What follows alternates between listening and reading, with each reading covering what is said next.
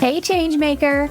Welcome to Learning for Good, the only podcast that teaches nonprofit leaders how to leverage training to drive performance, improve capacity, and fuel their mission impact. Do you ever feel like your nonprofit is growing, but your people just aren't keeping up? Or like you're fixing the same problems over and over? Do you wonder how to build confident, capable staff who know how to lead, not just execute? If we haven't met yet, I'm Heather, and I know how hard it can feel to get people to do what's expected of them. Trust me, I have 3 kids. I've tried telling people what to do and how. I've tried the traditional training approaches, and I realized that just doesn't work. And that's when I started researching what does work. Now, I help mission-driven leaders use learning to drive performance, build capacity, and make change that lasts. And I'm sharing it all on this podcast. So block your calendar, turn off your Teams or Slack chat, and let's dive in. It's Learning for Good. What is the secret to a high-performing team? Take a moment and think about how you would answer that question.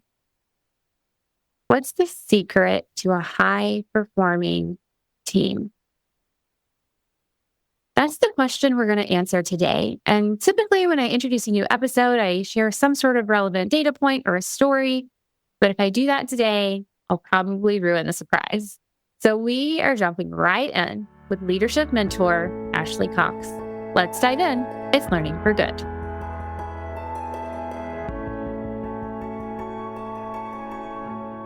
Leveraging over 18 years of experience mentoring leaders from startups to giants like J.Crew and Kroger, Ashley Cox equips women to build high-performance teams they trust. Her thoughtful, energetic, and accessible style enables clients to cultivate effective leadership skills without sacrificing their humanity. Ashley also shares her insights as a sought-after speaker, author of Transform Your Stories, and host of the Impact Ripple podcast. Ashley, welcome to the show. Hi, Heather. Thank you so much for having me here. It is a delight to have a conversation with you today. I am so excited about our conversation, and with such a short intro this time, it feels a little mysterious, which adds a new level of excitement and energy to it. But I can't wait to unlock this mystery with you. Well, I love bringing the mystery, so that sounds perfect to me. All right.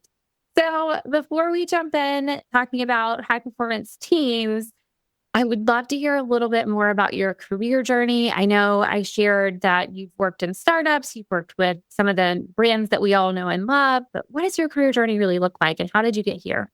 Yeah, that's such a great question. And it's a meandering path somewhat because I started off going to college for business management and marketing. And I really envisioned myself working in a big ad agency, like in a high rise in Chicago. And then I was working at a grocery store at the time, Kroger, as an hourly employee while I went through school. And I got this opportunity to go into management with the company. And I thought, wow, I would really be throwing something special away. And so I went into grocery management, which had never been on my radar. I've always been a very creative person. I had a lot of creative interest and activities and things as a kid growing up, and drawing and singing and dancing and making plays and all of the things that you can imagine. And so management was one of the farthest things from my mind. And it really turned into an opportunity of creativity. From that point, I really got to explore the creative side of being human, of working with other humans. And that's what led me into a career in human resources, where I really just thrived. And the biggest part of HR that's been my driving force for the last almost 20 years is how do we work better together? And I think one of the things that I'm really excited about talking about and sharing and bringing into the next iteration of the workplace is recognizing the humanity in each of us and getting back to looking at the whole person. And instead of just how much productivity can we get out of someone and looking at people like numbers on a spreadsheet, because we're going to make a lot more progress when we treat each other with respect, with integrity, and really honor and recognize that humanity. So I'm excited to talk about this conversation today without giving away the tea. That's a little bit more of a lead-in. I love that. And it's so true. I often talk about my work with I want to be strategic, but I also want whatever we create to be just compassionately human centered because people bring so much of themselves to work. And even in training or some other learning experience that we're creating, they're bringing that with them. And so we need to really be able to understand where they're coming from and, to your point, honor their humanity. So we're talking today about team and individual performance, team performance. I recorded several podcast episodes in the past about team and individual performance. And I've had different guests on to talk about different components of how do we kind of achieve this ultimate goal. And those guests have shared things like about building that great team culture or setting clear expectations for individual team members. Accountability has been a topic. How, as learning and development professionals, we need to be thinking about removing roadblocks and really enabling people to do their jobs. And we've also talked a lot about just that support system that needs to exist, whether from coaches or peers or whatever that looks like. And so all of these things become components of building a high-performing team. But you, in a lot of your work, you spoke about a different key ingredient. So if you think about all the things that I've just listed off, what do you think is the missing piece? There's one thing I think that really underpins everything that you just talked about: expectations, accountability, removing roadblocks, supporting our team. And that is the foundation of trust. And specifically, the ability of leaders and their team members to trust each other that really enables all other aspects of building and creating that high performance team. Yeah, so it's kind of like that foundation that you're going to put those building blocks on top of. So why is trust that foundation? Why is it that essential piece of everything else?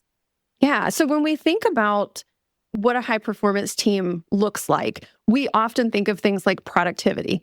We think of how much effort people are putting in. And high trust teams experience significantly more effort from employees. So here's where we go back to, yes, we want to see and treat people with humanity, but we're not sacrificing business success and results to do that. It gets to be both. And it's not an either or situation. And so when we see a team that has deep levels of trust, we see that increased effort, we see higher productivity, which leads to greater profits. We experience greater, more effective delegation as leaders because you can confidently delegate greater responsibility, you can delegate authority, and know that your team is going to get the job done. Another important component that we are starting to talk more about, but is still on the cusp, is psychological safety.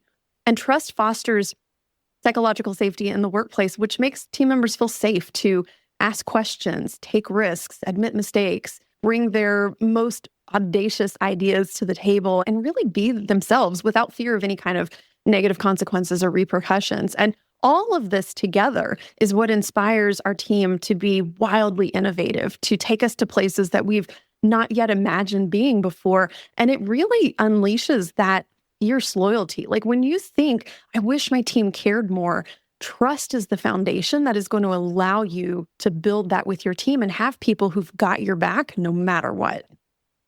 Yeah, that makes sense, right? When you think about how relationships work, even one-on-one relationships, the trust has to exist for all the other things to work. And so it makes sense that carries over into the workplace when you think about performance and, to your point, like not sacrificing the productivity and the success that you're looking for. It really becomes that foundation.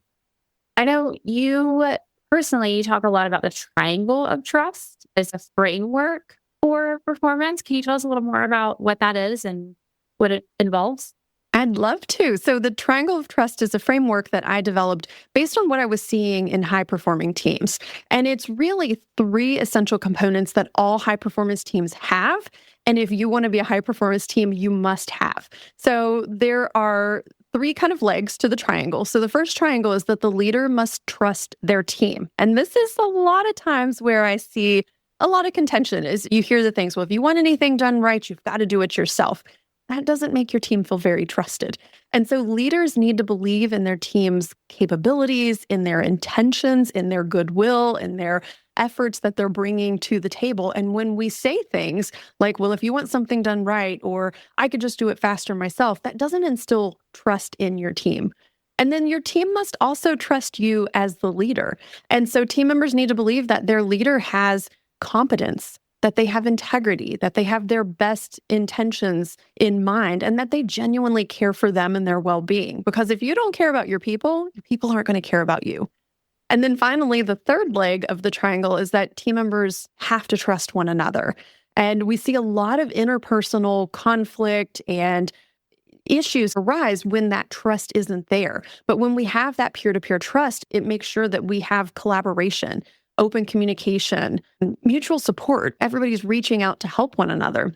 And so if any one of those three sides of a triangle is missing or it's weak, then the entire structure of the high-performing team is compromised. Because if your people don't trust each other, who's going to be facilitating all of that? You are. You're going to be stuck in the middle, putting out fires, running around with your hair on fire. There's a lot of fires that happen in business, and a lot of it comes down to a lack of trust somewhere within that triangle. Yeah, that makes a lot of sense. And I know a lot of people who listen to this podcast are learning professionals, they're talent development professionals, and they're thinking, okay, how do we build that trust? How do we actually create that environment? So, and your experience, and I work with lots of people, lots of organizations. How do we build this type of trust in our organizations? Yeah, it's one of those things I can't wave a magic wand and say, voila, trust is now a part of this organization. And I understand it can be really challenging, especially when you walk into an organization that lacks a lot of trust and a lot of those key components. But building trust, and especially the deep kind of trust that is fostered by vulnerability, is an ongoing process. The first step is just recognize where is the trust and where is the trust missing, and know that we've got to take small steps, small bite-sized steps to start building trust in the areas that are missing. And it's about cultivating specific behaviors and practices all across the organization. And that's where I think L&D leaders can really come into play significantly. So I've got some practical strategies for each of those legs of the triangle for you, so that way you get a better idea of what can I do as an L&D professional to help companies build trust throughout our content, our training, our development activities. So let's talk about it piece by piece. First, leaders must trust their team. And this is going to be something that requires a deliberate shift toward empowerment and autonomy. In other words, you got to let go.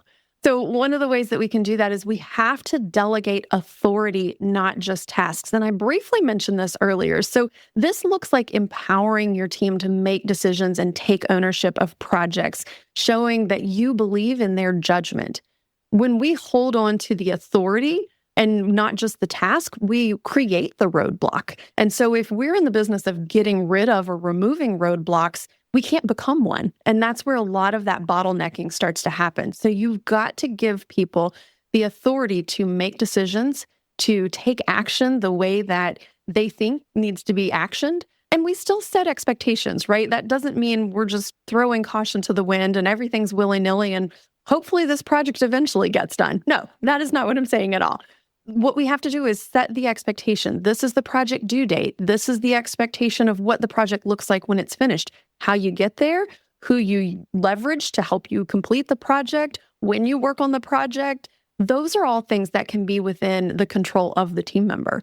So that leads into the next point. We have got to resist micromanaging. So often we're the thing that gets in the way and stops progress. So we've got to step back and allow our team to be autonomous, to achieve their goals in their own way, like we talked about, focusing on what the end result is rather than controlling the process altogether. And then we have to also make sure that we're giving them the full context, the full information, equipping them with the necessary data, background information, insights, so that they can make informed decisions independently. There's a lot of things that go into leaders being able to trust their team that's within the leader's control. So that's good news and bad news, right? Like it might feel like you're getting your toes stepped on a little bit, but the good news is that you've got control over all of these things, which means that you can build that trust with your team much more significantly. So then I'm not just going to talk for like the next 30 minutes all by myself. I want to pause and just say, what questions do you have? And we can move on to the next leg. Yeah, no, I like that you're breaking it down by one leg of the triangle at a time. And it makes sense, right? We talk a lot about delegating tasks. I feel like that's something that comes up quite a bit. But to delegate that authority, to give people the ability to make decisions, and then to support them, right? It's really about providing that support so that they have all the information they need. They have the parameters of the project and everything set up for them. That's where people can have the most success. So that makes a lot of sense to me as like ways that leader can show and really prove, right? Like, I trust you. Yeah. Yeah. And we can build this into all of our learning and development methodologies and training tools, and even the guides on here's how to help your team be successful. Here's where you can let go. Here's where you need to delegate that authority. Here's where you need to step back and let your team take the lead. So just thinking through those things as you're creating your L&D trainings and materials and resources can really help you empower the leaders to step forward and build greater trust with their teams. So let's take a look at the second leg. Teams must trust their leaders. To earn and maintain your team's trust, you have to lead with integrity. And I talk about integrity a lot because it's something that we can slip out of every now and then. So we have to keep it at the forefront. We have to make sure that what we're saying is also what we're doing. And so that's the first part of building trust, where our team actually can trust us, is do what you say you're going to do. You have to be reliable. You have to be credible. You have to be someone that people can come to and know that if you tell them that you're going to do something, you're going to follow through and you're going to get it done. Now, that doesn't mean taking their feedback and saying, everything you share with me, I can do forever and ever. That's not how that works. But if you say, I'm going to take a look at this, I'm going to research this, I'm going to follow up with you on the feedback that I've asked for, then that's a way that you can build trust with them, even if you have to come back and say, hey, you know what, we can't do that right now because it's too expensive. It's outside the constraints of our budget or our scope or our time or whatever other restriction we might have. But you have to follow through. Another thing is we have to be approachable. And I know that maybe seems like a little elementary, but so often as leaders, we're busy running around and we're putting out fires and we're handling 1,000 projects and we're thinking that we're checking in, and we're maybe just doing a drive-by and we're like, hey, how's everything going? And then, you're like, oh, I didn't get a chance to say, hey, I'm struggling with this project, or I could use your support here, or I have a quick question. So we have to pause. We have to slow down. And every client I've ever worked with would probably tell you, what is the one thing Ashley says very consistently? It's slow down.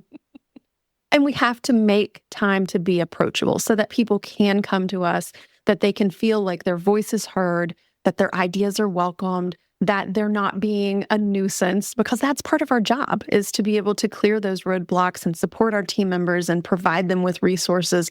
And one of those resources is us.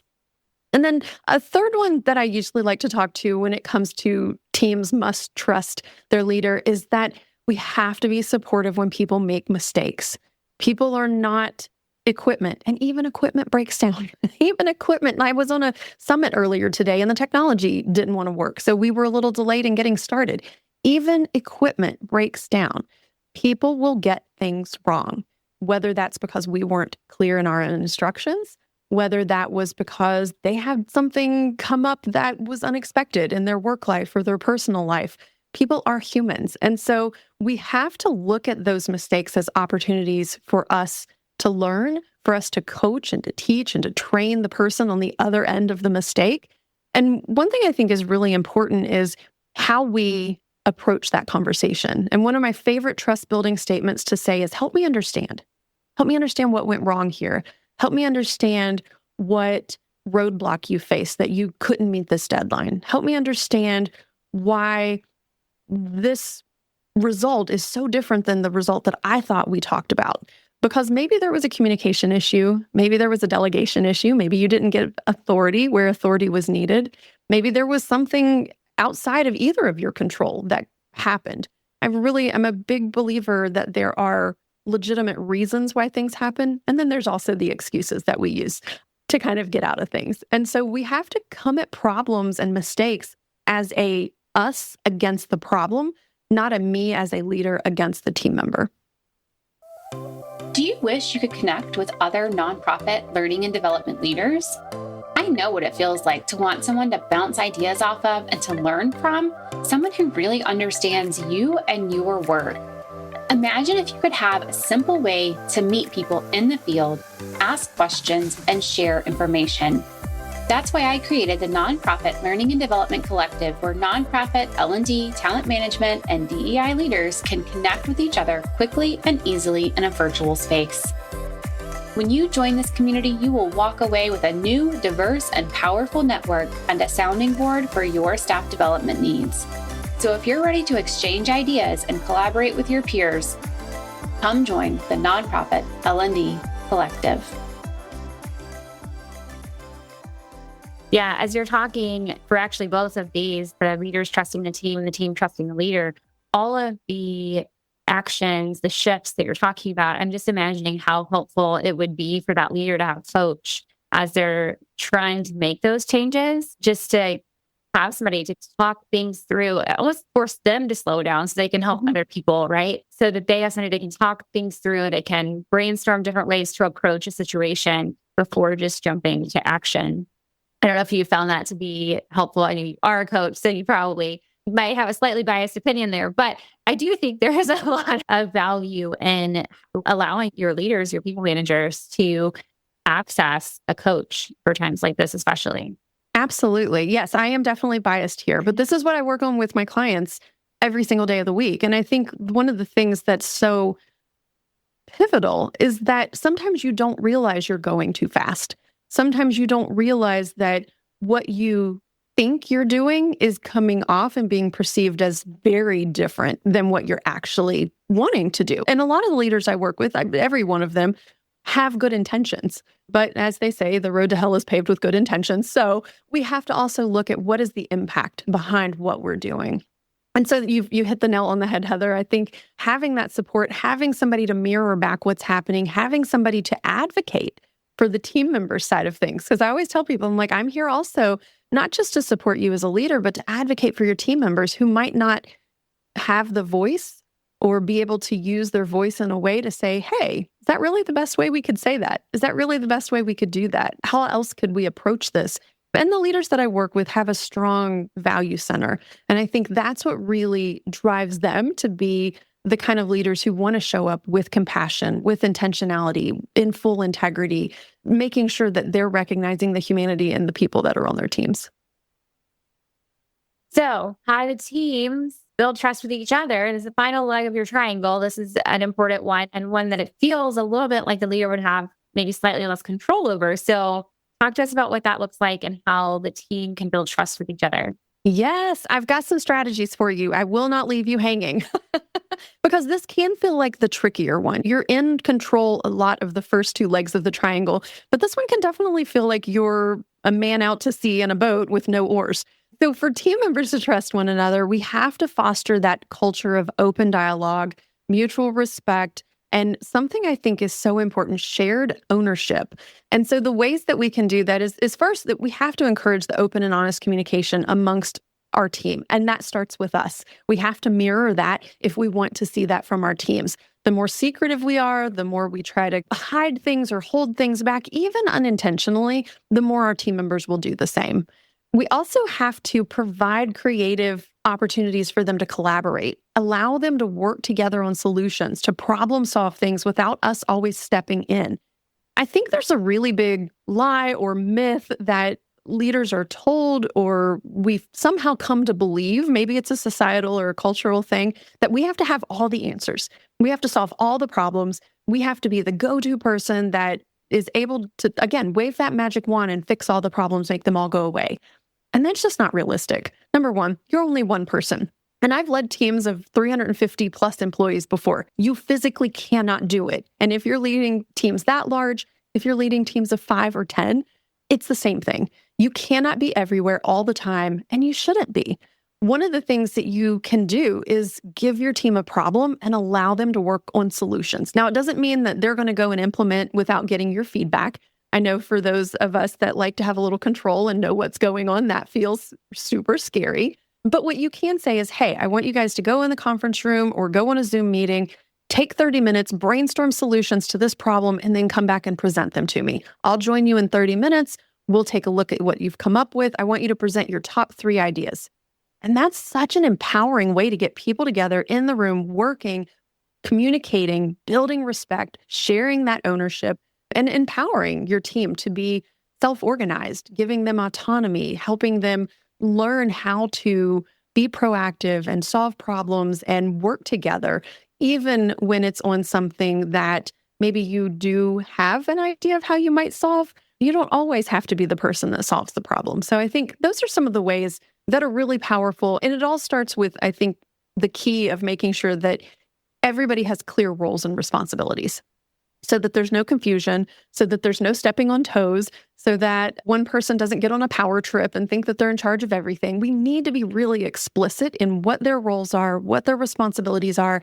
And if somebody is supposed to be in charge of that, let's say, brainstorming session, you have to name them. You can't say, well, just figure it out, because they might spend 30 minutes trying to figure out who's in charge. And that's a waste of time. So if you want to say, hey, Frank, you're in charge this time. Next time, I'm going to let Sarah be in charge. The next time, maybe we rotate through people and we give everyone a chance to take the lead on those creative problem solvings. But we have to name it. And we have to make sure that it's clear. And we have to understand that some of those things are ours to guide so that the team can truly come together and build that mutual shared ownership. For those of us who have ever been on a virtual training with breakout groups, we know exactly what you're talking about. That's usually what happens, right? You go into your breakout group and you spend the first 5 minutes trying to think, what are we doing again? Yes. Yes.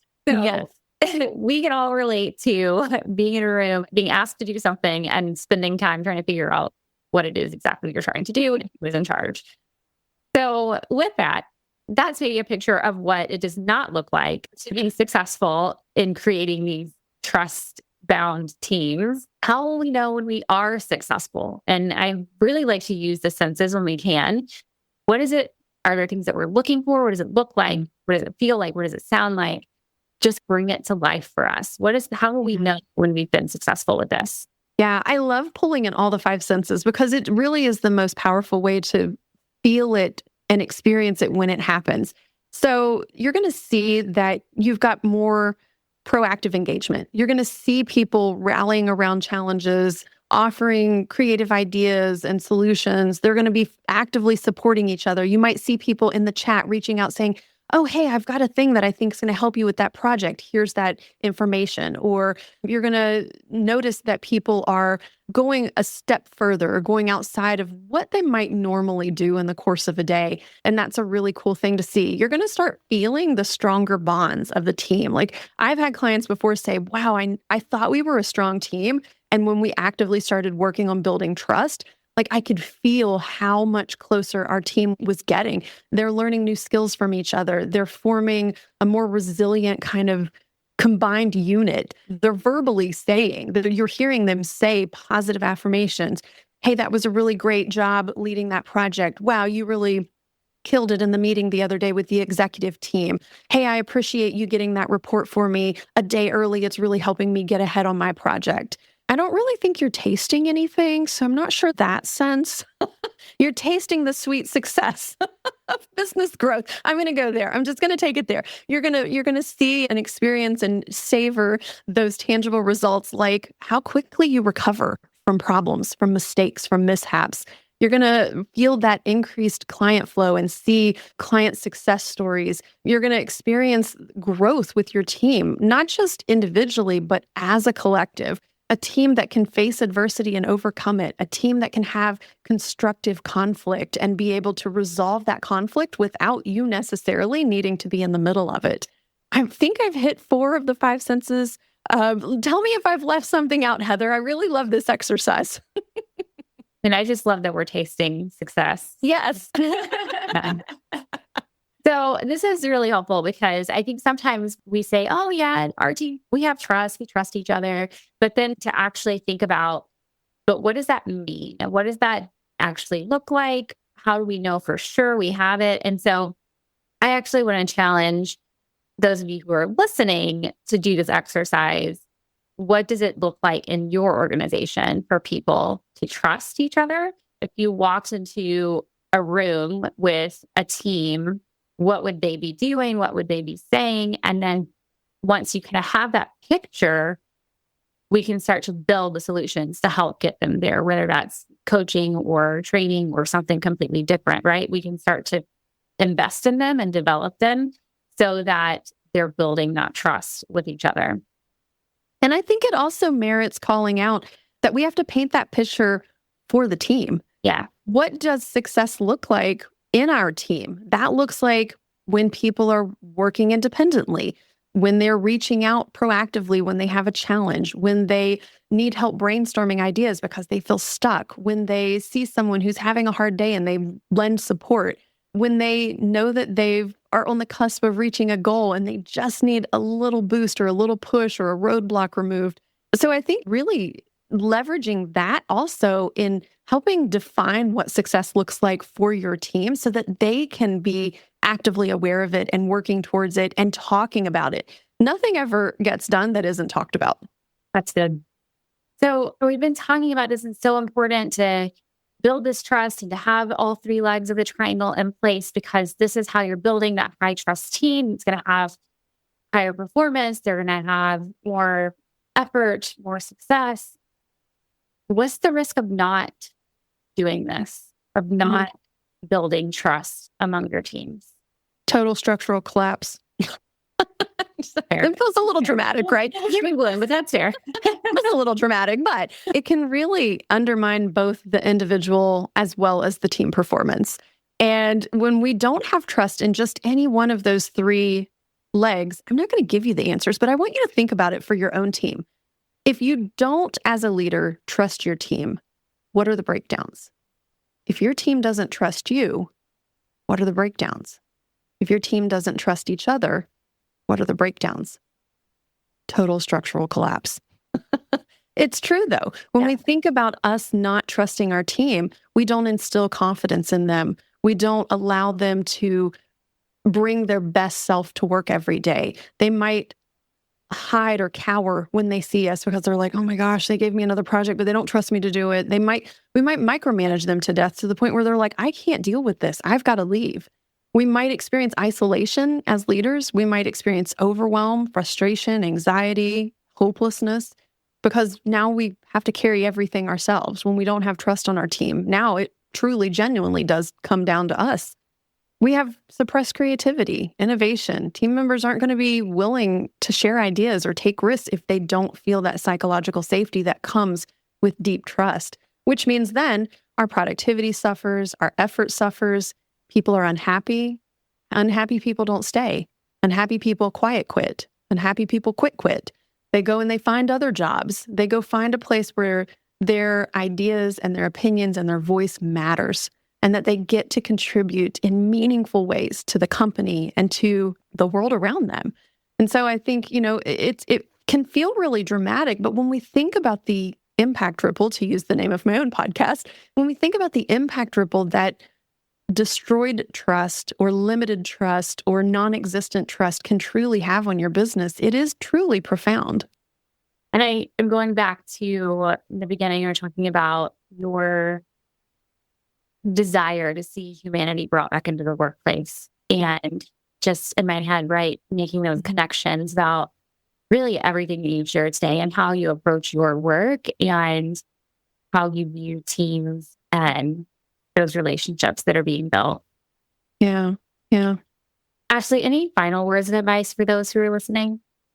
Vulnerability is not a weakness. It is your greatest strength as a leader, and trust requires vulnerability. It's the seeds that we plant. I talk about this all the time. Vulnerability is how we build that deep trust. It's how we create psychological safety for our teams. Our strength doesn't lie in hiding challenges. It's inviting them to our team. It's facing them openly. It's engaging our team in the journey. It's solving problems together. That's why we have people on our team. It's not so that we can do everything ourselves, but it's to figure out how do we collectively embrace vulnerability to connect with our team that can really ripple out to transform your team and your company and the very fabric of the way that you work. So good. Ashley, thank you for joining me today. Oh, thank you so much for having me, Heather. I hope that this conversation that we had is profoundly helpful in helping L&D leaders build content and connect with their audiences and connect with leaders and teams in a way that maybe they haven't had an opportunity to do yet. No doubt. Thank you so much. So now you can see why I skipped my typical intro and we just dove right in. Ashley's perspective is so unique. And I'm sure most of my guests would agree that trust is foundational, but it's easy to get caught up in the tasks, right? The things that we know we have to do. And sometimes it's important to step back and think about the health of the team overall. Do they trust me as a leader? Do I trust them? Do they trust each other? Because only with trust in place can we really accomplish everything else we need to be a high-performing team. That's it for today. I'll see you next time on Learning for Good. Hey friend, was this episode helpful for you? Did you like what you heard? Do you want more content like this? Here are 3 things you can do. Hit subscribe. Leave a review on Apple Podcasts or your podcast app of choice. Share this episode with a colleague. This means so much to me personally. I read every review, but it also helps me learn what content you like most so I can create more of what you want.